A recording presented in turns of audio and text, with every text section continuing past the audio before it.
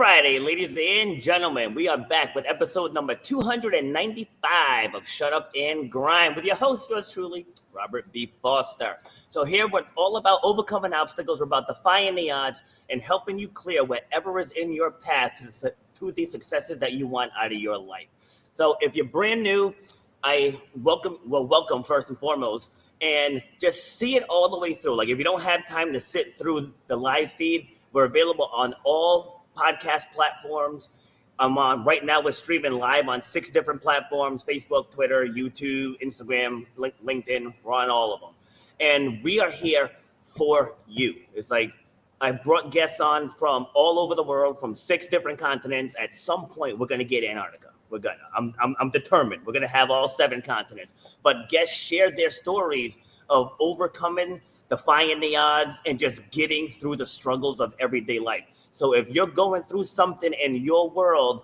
this show, I'm sure now we're closing in on 300 episodes. I'm sure there's going to be at least one episode that can speak to whatever it is that you're going through. So it can give you hope to get you to the other side. All right, so today we're going to be talking about the ups and downs of the fashion industry and probably a whole bunch of other things in between.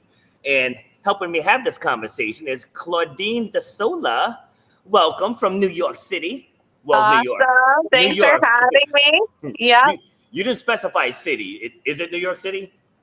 Well, I'm in Brooklyn, but a lot of my work is based in New York City, so in Manhattan. So yeah, I'm in the 5 boroughs. Okay. Fun fact: my family is actually from Brooklyn. I personally was born in Far Rockaway. The rest of my siblings were all born in Brooklyn. Oh, awesome! Yes, Brooklyn in the house. Good stuff. All right, so talk to us. Who is Claudine? Sure. So I come from an event and fashion production background.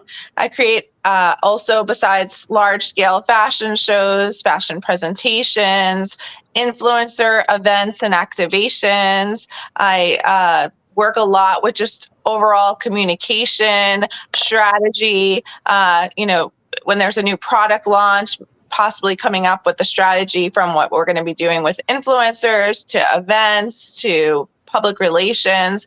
So a whole mix of marketing, events, and communications. Wow, that's a mouthful. Yeah, it's fun, but there's a lot of work to be done, a lot of, triumphs as well as a lot of failures in the mix. I work as an entrepreneur, freelance. So, I have a part-time job right now, but then I also mix it up with a lot of freelance work. So it's like a lot of hustling all the time. All right. And is this an industry that you wanted to be in, or did you just kind of fall into it? Yeah, when I was in college, I went to Marist College in New York, upstate in Poughkeepsie, a great school if you're interested in communications, public relations, advertising, as well as fashion, because they have a very strong fashion department. So went there intentionally because I knew I wanted to do PR events, but I also wanted to at times work in fashion, work in beauty, work in a lot of the things that I love and I am passionate about. Majored in college and then interned throughout college at fashion companies like J. Crew and Women's Wear Daily. When I got out of school, I had a small job at Calvin Klein and I worked with a fashion designer for many years. And then I went into more of the agency side of things, small boutique agencies. Then I owned my own agency. I've worked with, a lot of bigger agencies. So I've really been able to mix it up a lot throughout my career. So how did you get there from college graduate to getting to where you're working with celebrities and all that? Yeah, I would say that the number one thing that I did, and I tell all of my friends that have college students right now, intern. I think that you have to, one of the hardships maybe in a way is sometimes working for free, to build your portfolio. It's one of the things that, you just have to learn to network. You need to learn how the industry works. You know, it's all really in your Rolodex, right? Like who the people you know. When you hear that, you know, you could work really hard. You could, you know, book study. You could get all A's, but if you don't know how to network, especially in the fashion, beauty, lifestyle industry, you know, it's really hard. You know, it's really who you know. It's doing a consistently good job so that you can get the next job, you know, or when a job comes up for people to be like, oh, I remember Claudine did a really great job. You know, let me refer her to you, because no one wants to refer the person that they're worried might not do a good job. So, you know, it's always like putting your best foot forward so that you can get repeat business, especially if you're freelancing, especially if you have an agency or work for an agency. It's all referrals. See, I always use the phrase, make it undeniable. Like no matter what you do, go into that job, go into that coaching position, teaching position, podcast, no matter what it is, be undeniable. Like I love speaking on panels because who I am at my core is I'm a competitor. You know, so like I speak on a panel and I make sure that when I'm done, they're gonna be wow. You know, wow. Yeah. It's like just be undeniable. That way when opportunities arise, you're on top of mind awareness.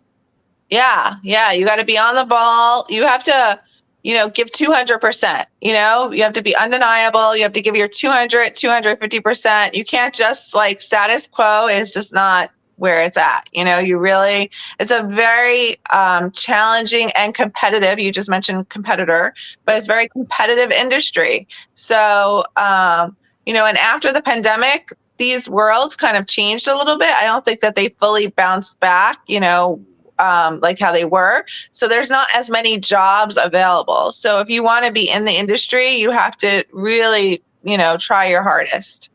So how did you navigate the pandemic? Yeah, so interesting. So like, you know, obviously there was no fashion shows, and I do, you know, besides fashion, I work in beauty, I work in lifestyle, I work with a lot of consumer products. So like consumer packaged goods, like really cool energy drinks or water companies or, you know, candle, home decor, a whole mix of different things that we sometimes will build out influencer programs or events for. That's really like a big part of our business right now, is like creating user generated content for brands, creating influencer events, not just fashion. You know, everything we do has to have style, you know, so even if we're doing a photo shoot for a really cool new, you know, collagen protein drink or whatever it is, we want to make sure that it's stylish, you know, that there is, you know, a thought process in the decor, the way that we create the photography, the videography, the people we cast in these sort of things. So there's always like a fashion element, even if it's not for a fashion brand. But the way we navigated the pandemic is we did a lot of things virtually. So we did virtual photo shoots, which was really crazy. Like Thomas Concordia, who we work with often, who's a big fashion photographer, he was like, what, you want me to do a virtual photo shoot? And we photographed like over 100 people across the country for this photo shoot that we did. And it was all virtual. Like it was a little odd. It was like off of Zoom, but the photos came out amazing. It really captured a lot of different personalities, and it made people really happy. So like, you know, again, with fashion, with beauty, there's a little bit sometimes of this like competitive, like kind of, it's a hard industry. So it's like anytime you can find fun in it, and really have a good time and be authentic is so cool. So we did that, as well as we did something that I love, which are virtual shows. So we started packaging these like little snippets from different brands, as well as we mixed it in with comedy and music and fashion, a whole bunch of it. And we produced these shows that we would have people come in and join us live. So it was like a virtual live event. And it was really fun. It's definitely kind of helped us because one of the things that we do now is social selling. I don't know how much you know about social selling and like live selling. It's kind of, so we do a lot on different networks like Talk Shop Live, where we'll go live and we'll sell different products. And the way we do it a little bit different is we make a party out of it sometimes. So we'll come to you live from the Color Factory, which is this really cool experiential space in Manhattan where, there's a pit ball machine, there's all sorts of stuff. And we'll do the live show from something really interesting, or we'll come to you live from Brooklyn where some of us are roller skating while we're talking about different products. So we try to make these like interesting and fun for the audience, which is really cool. Awesome. I'm not over the virtual photo shoot thing. Like, how did that work? Yeah, so everyone had a time. They had to Zoom in for that time, and Thomas was able to set up he had this special studio kind of room that he set up that was really dark, and you would see the camera and everyone would join us, and they knew, we would be doing a quick interview and we would do some photos, and then we were able to like release the photos from there. They actually came out awesome. It was funny because we did it and then we saw a little bit of a trend happening afterward where we were like, because we were like, people didn't want to get together for so long that, we still wanted to kind of have this opportunity to make art, and be creative. So between the photo shoots and then that show that I mentioned to you, we were able to at least still have a lot of interaction and kind of throw parties in a way. Like, the show that we did, like, we had live music on there, we had live comedy on there, but then it was mixed in and was sponsored by a beauty brand or sponsored by, a coffee, iced coffee brand. So, which was really neat for them because they were still able to kind of have this opportunity to drop in to tell their story, but they were also giving back in a way because people wanted to go out, people wanted to have this experience. So everything we do really is to try to, again, like overcome, like we were in a terrible situation, but we still wanted to be social. We are social butterflies, it's the nature of our business. So how do we still get to do that? Yeah, absolutely. I mean, I know a lot of industries were in that same boat. Like I'm sitting in a gym now. So obviously the gyms were shut down too. And that was really hard. Like it pretty much crushed me. Like I had to do a full blown pivot, sorry, somebody walked in and threw me off. Yeah, like I had to do a full blown pivot. So I totally understand that. So coming out of it, as things start to reopen, what were your biggest struggles?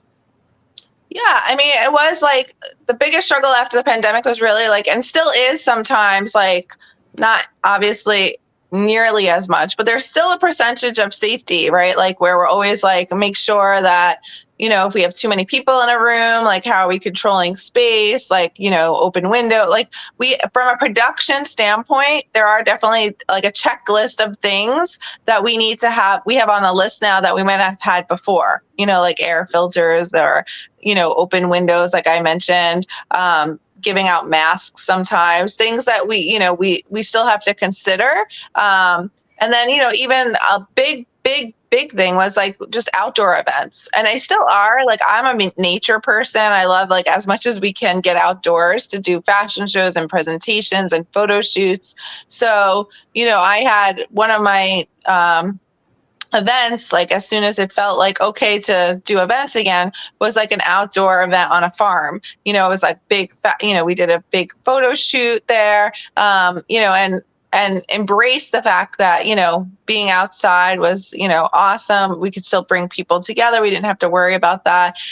So, it's always like, I think that you have to find the best way of doing things still in these kinds of situations. Okay. So what are you working on now? Yeah. So right now I work part-time as a communications specialist. I help produce events and programming as far as like partnerships and putting those events together. So I get to do really fun stuff for a not-for-profit organization called Groundswell. It's an art organization. They produce murals throughout New York, which is really neat. It's all the work we do is for social impact, because, something that I have seen with fashion, beauty, a lot of the companies I get to work with, and working with influencers. I love working with influencers. I love working with creatives, but there's not as much give back as I would like. There's not as much sometimes authenticity as I would like. If brands took just a small amount of the budget that they use for their influencer marketing or their TikToks and all this kind of stuff that they put out there, or even their pop-up shops, like a lot of brands love to do these pop-up shops and have the celebrity DJ and the music and the flower wall and all, even in the flower wall alone, like if brands just took a small amount of their budgets that they put toward all the flashy stuff and put it in opportunity to give back, to get involved with amazing organizations, I would feel so much better, because it's like with the organization I get to work with, we work with youth, they have summer jobs, they're creating these incredible murals, they're, giving back to the community. We're empowering the next generation of artists. We're bringing, New York is all about creativity and art. That's why I love to live in New York, right? That's why I love fashion. We're one of the fashion capitals of the world. And, this organization gives that, gives a gift to New York every time that they create a mural, as well as gives voices to these youth artists. So I do that. So, we're getting ready right now for our summer leadership program. There's a lot of opportunities to work with a lot of brands on that. So, we're looking, everything that we do, we try to think about, even the t-shirts that we give out, we want them to be cool. We want the whole experience to be really neat. Hopefully working with everything from, drink brands. We do food and drink and everything on site. All of that is part of the event, right, that we're producing. So hopefully, finding companies to get engaged with us on these type of things is really cool. But there's always the thing that we have to overcome is we have to talk to brands about working with us on these types of events, right? And these types of give back programs and getting involved with organizations and seeing that it's still a really great PR opportunity. It's not just corporate social responsibility, but it's working with creatives. These are all amazing creatives that we get to work with. So that's really neat. But the thing to overcome is hey, reallot your budget a little bit, you might not need 50 TikTok campaigns happening. Instead, let's get a little bit of that budget and do something that really is a legacy project, so love that. Doing a lot of other events besides just getting people involved with the murals, but bus mural tours to again get people around New York. So art has always been of interest to me. And, with fashion after the pandemic, things kind of a lot of, I said, jobs got cut. People weren't doing fashion shows as big anymore. I was still doing them, but I wanted to always get involved with arts. I did a little bit in the past. So this was a really great entry opportunity for me, and not just the arts, but a social impact opportunity where I get to, we get to talk about all really important issues from, immigration, women's rights, we have a whole program called Murals for Change, so it's really awesome. So I do that, and then I do a lot of fashion shows. The other mix of things I do is I do a lot of celebrity fashion shows. So celebrities will come to me sometimes and need help with putting it all together. So, I've gotten the opportunity in the past to work with amazing celebrities Serena Williams on her fashion show, first with HSN, which was crazy. We did the first live fashion show on HSN, I think it was, where they were backstage and filming and you could buy things live. So that was really neat. I did the first fashion show with the MTA with Yoli, which was in a subway. So, I've gotten to do that. I've done huge 4,000 person fashion shows at at Sony Studios with the Pretenders, and Victoria Beckham at one point was doing a denim line for one of the brands I was working with. So through the years, I've gotten to work with amazing people. I've done a lot of celebrity styling and dressing for the award shows. From Golden Globes to SAG. Sorry, who was the first celebrity you worked with? Oh, wow. That's a great question. Oh, wow. That's a great question. My bad, threw you right off. Yeah. We had, I'm trying to think of I've been working with celebrities now. I don't want to date myself, but I've been working with celebrities now since 2002. So I'm not quite sure who the first person was. Daisy Fuentes was probably one of the first fashion shows I actually produced for her. I did something really neat with Maria Menounos, where she hosted a fashion show, Kristen Cavallari with the NFL when the Super Bowl came to town. But yeah, I'm not sure who the first would be. I would have to think about that, to be honest about it. But I've had such cool experience. I've worked with the Kardashians. I did a show for their store when they had the Dash store with Khloe, and I've gotten to do really neat things and work with a lot of awesome people. And most recently, for Miami Swim Week, Miami Swim Week, I worked with Jessie James Decker, who has a line called Kittenish, which is an awesome line. If you don't know it, I would check it out. It's really, really great pieces. She has a swimwear collection, so she, had those pieces at Swimwear Week. But I have had the opportunity to work with her and the team, her amazing team, Rebecca and everyone, for a couple of years now. So that's been really rewarding. So I love when I get to work with different people for many years, helping them with casting, the run-up show, making sure we have all the things that we need to, make everything run smoothly, making sure our music is checked, we know our lighting cues. So I do a lot of that. So there's probably some fashion shows that are coming up that I'll be working on for Swim Week. And then I'm working on a couple of campaigns, like I mentioned, where we do a lot of live selling. We do some user-generated content, because I really think that there's a way to do all of this stuff where it's really fun and authentic. And we're talking right now, and hopefully people will pick up some things along the way that they'll take away and hopefully learn from. But we like to do our live selling shows like that. So it's like a talk show / while we're selling something. So we're building a lot of those out right now too, which is really neat. Okay, awesome, good stuff. So I asked about the first celebrity because I was going to ask if you were nervous working with a celebrity. Yeah, definitely. It's sometimes when I first meet someone, it's definitely could be, you're nervous because they're who they are, they're such a creative talent. They're such a force. So I've definitely, some more than others, I would say, when I've met certain people, I've definitely been a little bit nervous at first. I don't think anyone, once I've been really lucky, everyone I've ever worked with, anyone I've ever met, they've been, amazing to really interact with. I've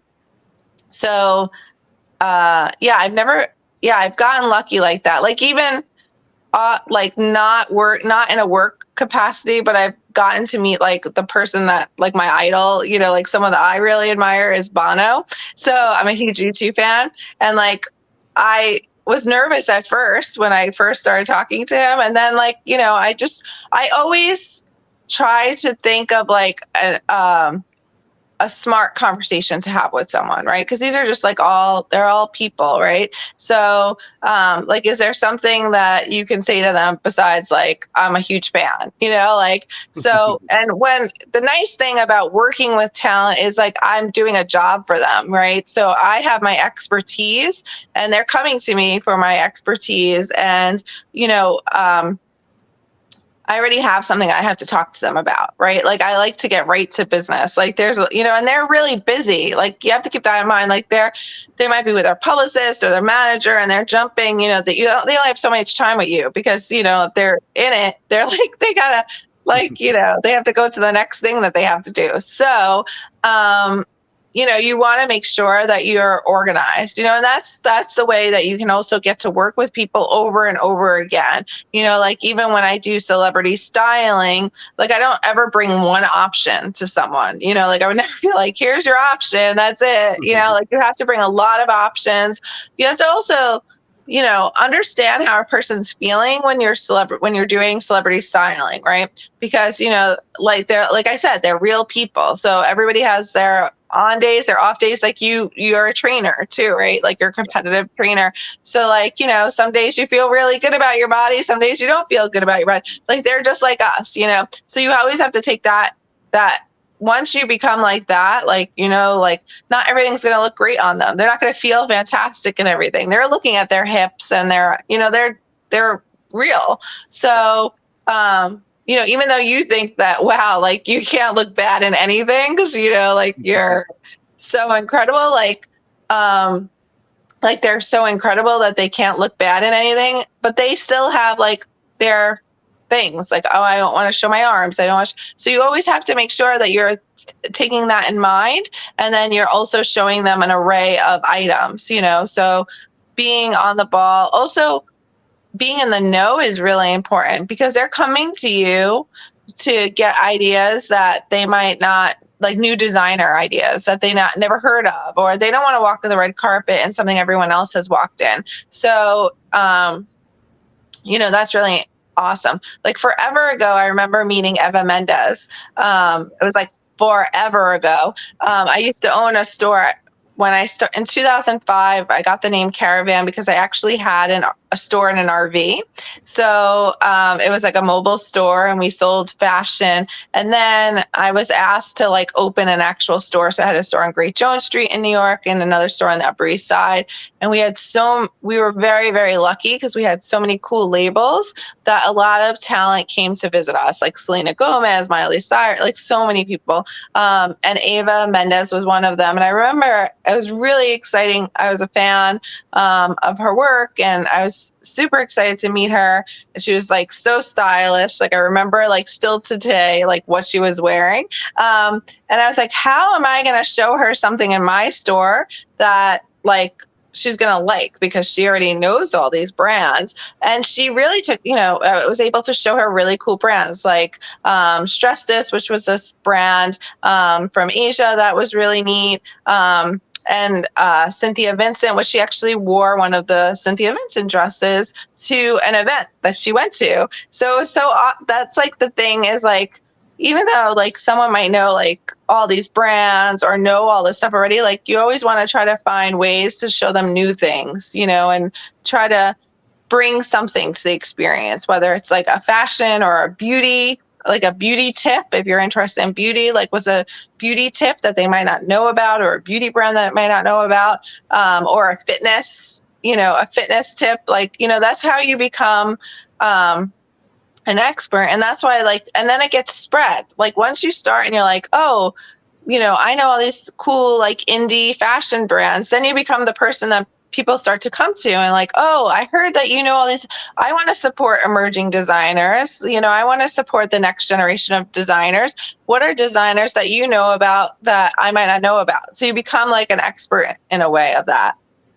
Love it. Like I met the one, I've met my fair share of celebrities, but I only really fanboyed once. That was when I met Alicia Keys.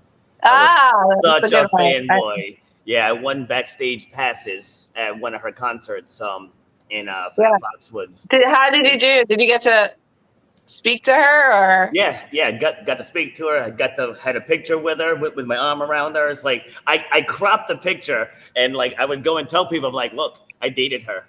And they're like, what? I'm like, I'm just playing. Yeah, I've never gotten to meet her, but she's like such an icon. Like, so that's such a great person to have met, you know, and you just never know. Like, it's funny. I was just talking to my brother about this because I was doing PR for this really cool rock and roll fantasy camp. I don't know if you've ever heard of this. It's like a place where you can go and like play with musicians. Like it's awesome. David Fishoff, he actually has a documentary about it. So if anyone is a rock and roll, likes music, since we're talking music with Alicia Keys, like such a cool, and I got to meet amazing people through that because I was handling the PR at one point, and someone I knew actually had gone through the camp, and I met Slash, and he was awesome. And like who knew, like he helped me later on, because he came to an event I was doing for the Humane Society of the United States. I was doing an event for like anti-shark killing and a couple of other aspects that Humane Society was involved with. And he came to Sundance, and to go to Sundance, and he also came to our event. So it's like, you never know, like when you're going to meet someone, like what you learn about them. And it's like, they all have their own interests, right? Like they're celebrities, but then they also have all these amazing other interests and other ways of helping out. And that was like, so cool. So you just, it's awesome. It's awesome that, especially when talent use their talent for good, like when they can give back or inspire others or get involved, that sort of thing. See, and you mentioned their schedule as well, like what us as fans, what we have to realize, like to reiterate what you said, they're just people, they're just people like everyone else, and they're busy. Like I remember when we were waiting in line to meet Alicia Keys, they had a copy of her day mapped out right from 6:15 in the morning straight through 11 p.m. Like every inch of her day is mapped out, so like everything is like, we when I was running my studio like full time pre-pandemic, I had a studio space and I had hair and makeup people, and now I do that, but I have like freelancers, I just pull in. I don't have an actual physical space. In between all of this, I had a 5-year-old, so like I'm like the working mom juggling, so I didn't really have a need for a space in Manhattan anymore. So I, because it was like going back and the juggle and the hustle of it all. So but we provided hair and makeup too, as part of the whole styling. So we'd come up, and Valerie, which is a fun, small, quick fact, Valerie, who's my hair and makeup stylist that I work with on a lot of projects, she's actually the Valerie from the Amy Winehouse song, Valerie. It was originally a Zooton song, so it's about her. And she's wild and awesome, but a lot of times she has to travel with talent, right? So I just say, like, she's up at the break of dawn because they have like morning shows, like they're going to talk, like if they're doing a press tour, right? They're hitting up 5 different press interviews sometimes in a day. Like they have that, then they have that podcast, then they have to go and be here for that photo shoot, and then they have an event at night, and like, it's not only where they have to be, but they have to change their outfits along the way. They change their hair along. It's a lot, it's a job. So yeah, you always want to be mindful of, their schedule, when you're working with them, for sure. Yeah, just that too. And if like you ask for an autograph or something and they say they don't have time, it's like they sometimes literally don't have time. For sure. They might be running off somewhere. Yes. Yeah. Absolutely. So who was your favorite celebrity to work with? Oh, that's hard too. I love working with Kitnish, the team of Kitnish, which is like Jesse James Decker's team. Just because they have their own styling team. And they're just like, they just bring it like awesome, like, and they're from Tennessee. So like, they bring the cowboy hats and the cowboy boots or the cool shoes. And they're just like a really awesome styling team. Like they all have their own style and they just bring it. The music's always good. So I love working with that team. Just from a creative standpoint, I've always I've had the opportunity to work with Serena Williams a couple of times on her shows. And that's been amazing. Like even the soundtrack once was a recorded soundtrack that she had, come up with the the music and like such a creative genius. I mean, the clothing was always amazing.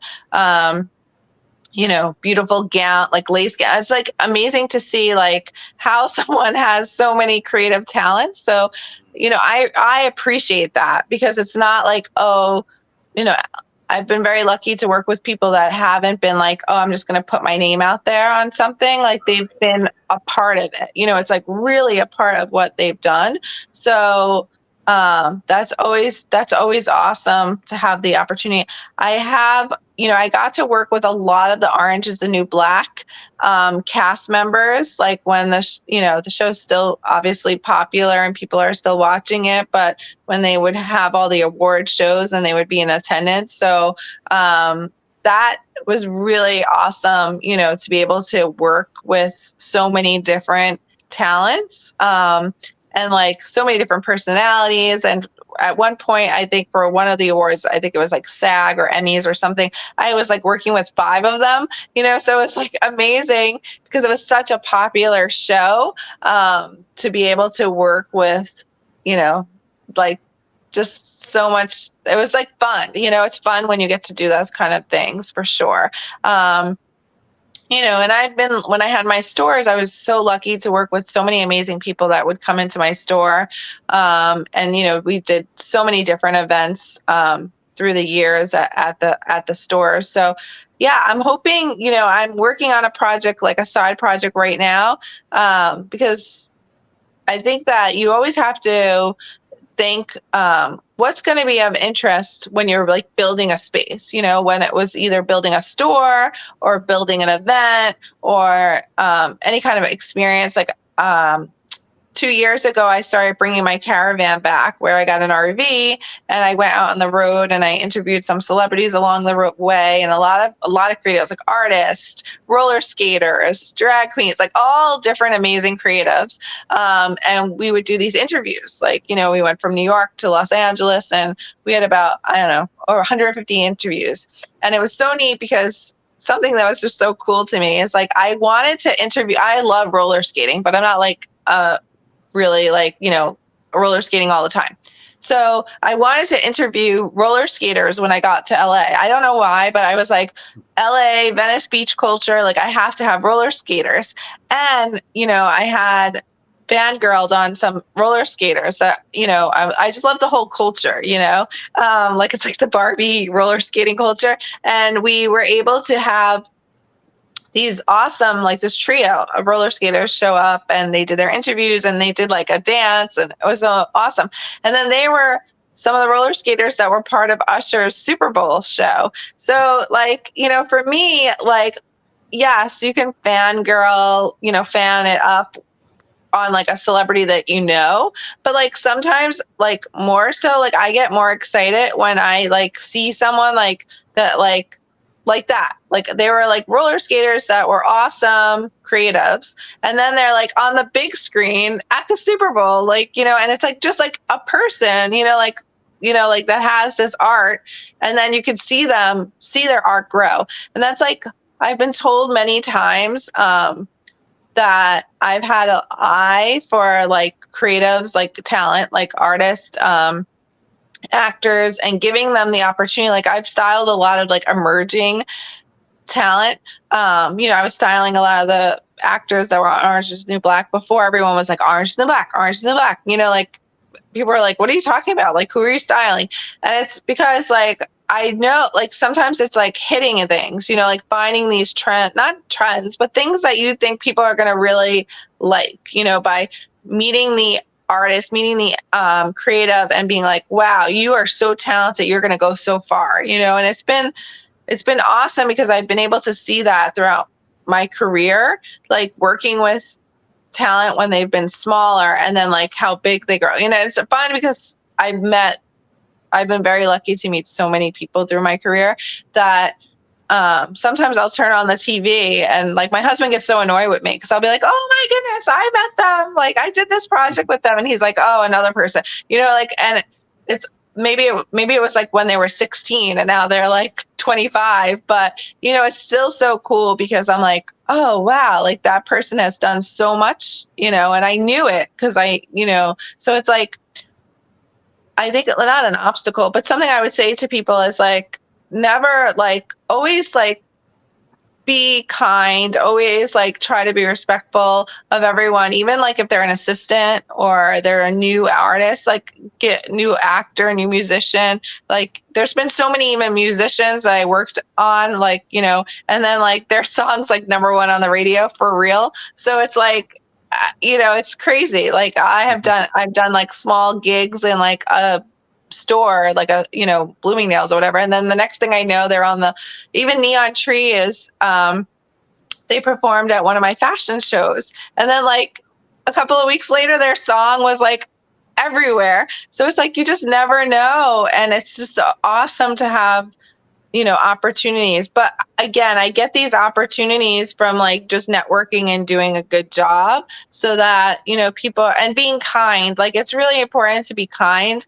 And just like I have had, I'm trying to like always go back to the obstacles so that people can be like, oh wow, she's gotten to meet all these people. But I've had imposter syndrome so many times during my career where you feel like you're not good enough. You know, like you're like, why am I here? Like I don't have the Gucci shoes on. Like you know, I shouldn't have worn this today. Like, you know, I've had bad days like on set or organizing something, you know, backstage where I'm like, I don't really like what I wore. Like I'm supposed to be the fashion person. I don't even like what I wore. And like, you know, you're having this moment where you're like, oh, like what, you know, am I really supposed to be in this place? Like, am I really supposed to? And you have to quiet those down, you know, because if you don't quiet them down, if you don't quiet those little voices in your head down, that imposter syndrome coming, like you can't progress. You know, you have to say like, obviously someone saw something in my work,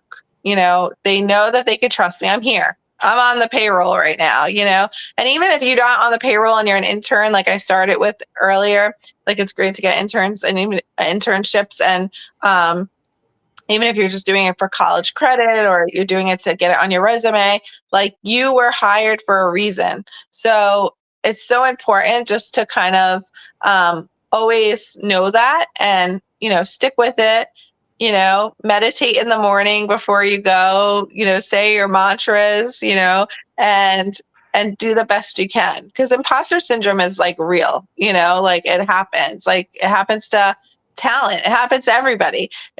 So that's like something good to know, is like this is something that can happen to anyone, you know, it's not just happening to you, but you have to like try to put that aside, and really try to be like, I can do this. You know, it's like the little engine that could, you know, he didn't think he could, but he got up that hill. Yeah, see, along those same lines, this was back in 2017. I signed up for this program called Masters of the Game, and I knew I had no business being in that group. It was for people making like $500,000 and up, and I wasn't there. But I don't know if you've heard of Eric Thomas. He's a motivational speaker.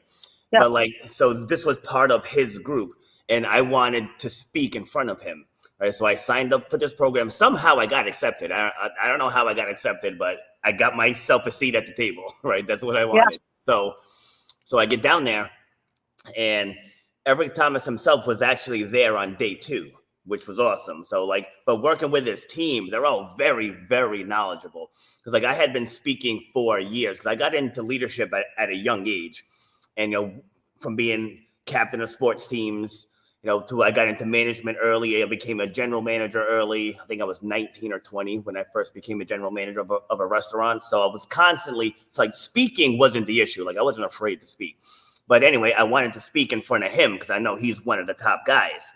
And so, like I said, I got myself into this group, and I even started my speech with, I shouldn't be in this room. I was like, but here I am. It's like, here I am. But somehow, some way, I got myself in this room. And that weekend completely transformed the way I speak, you know, so it was worth the effort. And at first I was like, I'm not going to get accepted into this. But then it was like, that's not for me to decide. I said, let me just apply and see if they say yes. And I applied and they said yes. You know, yeah, it's in your path. Like it was like you manifested this somehow, you know, and it came to be. But like, if you didn't put your name in there to try, then you would never have known, you know? And like you said, it was a pivotal point for you. So it's like, yeah, I think it's important for people to also have these pivotal moments in their career. Like, I've definitely had different points in my career where I've been like, wow, that helped me project into the next phase of my career.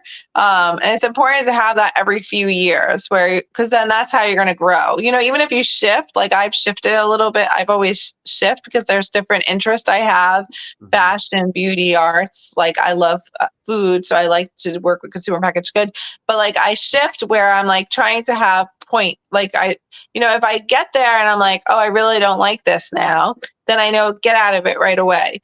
But like, if I'm going to stay in it, like, what am I going to do that's going to be special, that's going to have recognition so that it actually was an important part of because you're going to have failures, like we talked about, and that's fine because can't grow without failures. You can't know if you're going to do something and do it well without maybe failing sometimes, there's been plenty of times where, like I mentioned the stores, I had the stores, but I was great at creating these experiences and these environments and finding clothes, but I was really bad at the math, like figuring out like how much product I needed. So it was a failure, because I had the creative mind, but I didn't have the business mind in that sense.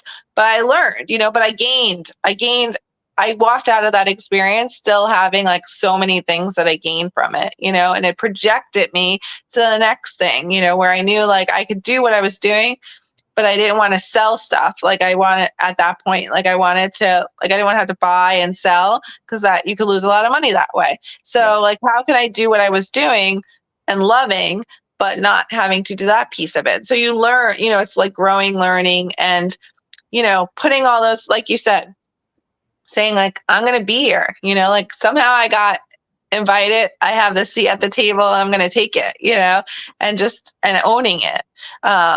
But yeah, I mean, the most important thing I think through all of these experiences that one gets is just to stay kind, stay authentic, and know, too, like one of the biggest things like that I have a pet peeve with is how much like inauthenticity there is in social media, because that can really hinder when it comes to imposter syndrome and come to like, oh, I'm not good enough, or come with a lot of the negative feelings because you think like, oh, that's not airbrushed, or that's not a photo shoot, and that's real life. No, a lot of it's not real life, and that I just want to leave that because I hope we're going into a space where people can be more themselves, be more authentic, be more raw, because like that, I feel like will just help, so much with everyone's work, with everyone's mental health, is just seeing people more real, in certain situations. Agreed. I want to circle back to something that you just said about failure, because like people who are afraid of failure, I tell them like, you're just never going to be happy. It's like, because it's part of the process. It's like you have things that work, you have things that do not work. Like that doesn't make it a failure. And sometimes things have to crumble to get you where you need to be. Because I was in a bad situation just 1 year ago. All right, 1 year ago, I was in a bad situation to where I walked away from my fitness business. Because kind of like you said, I am great at operations. I'm not so great on the business side. I was like, so I got to get myself in a situation to where I can run the operation and not have to deal with taxes and insurance and all of that stuff. I just want to help people feel confident, get results, and want to keep coming back. And on the creative side, like I like creating the workouts, the challenges, all of that stuff. But I had to let that other side crumble for me to land right in the perfect spot. Because when I tell you, I landed in a perfect spot. And it happened by total accident. Again, I just walked in, spoke to the owner's son and his wife. I met the owner the very next day, and here we are. Yeah. Just from it's wild how those things happen. Yeah, it's wild. Like, I have this opportunity I mentioned with Groundswell, which I so appreciate because I was feeling at a point where I'm like, there's a lot about the fashion world I love, but then there's a lot that I don't love. Like, I mean, we don't have time to get into like mass production and, and just the overall kind of ideas of like social impact and social responsibility to like people, places, all things. So, I've been wanting to do something for a while where I feel like good, like about what I do. So it's like, and then that opportunity came up to work with Groundswell, and I'm enjoying it so much because I get to work with awesome big brands. But like I never knew like that was around the corner. My mom always says like windows closed for big doors to open, because like, yeah, that's what happens sometimes. Like things need to close sometimes or be put away, or sometimes you need to be scraping quarters. I've had, where I've been getting huge paychecks, and then I've been at other times where like I wasn't saving when I should be saving, and I was like, oh my goodness, like I have no, like, I'm scraping quarters today, basically, and that's a really good failing lesson to learn, because it's like you don't want to ever be in that place where you're like, I don't want to, I have credit card bills I have to pay, and I have not that much money in the bank, and, like you want to be, but that was like that's a huge lesson. It's a lesson like I teach my kid now who's like 5. I'm like, you have to really think about everything costs money, and like, what's in your piggy bank, because the quarters matter, like everything adds up. So yeah, you sometimes have to get real in it to sometimes like know what you're going to do. And like, it helps you when you have these situations. It also helps you from a business mind, right? Because you're like, there's only so much you could do where you're like, oh, I'm just doing this to do it. Or I'm doing it to like learn. But, at some point you have to make sure that you're also taking care of yourself and you're making money. Oop, I think we froze.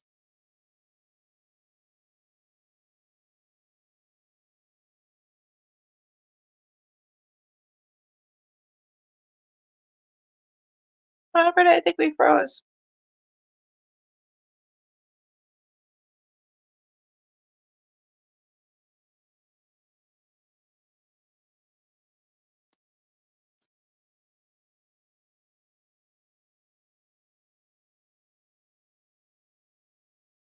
Uh,